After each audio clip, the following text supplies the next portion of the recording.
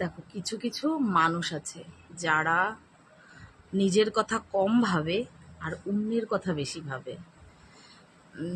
যেমন অন্যের ভালো সে দেখতে পায় না, অথচ নিজে কি করছে, নিজে কি খাচ্ছে, নিজে কিভাবে বেড়াচ্ছে সেটা দেখে না। অন্য কে কি করছে, কে কি বলছে, কে কিভাবে চলছে রাস্তাঘাটে, সেটা নিয়েই তার বেশি মাথা ব্যথা।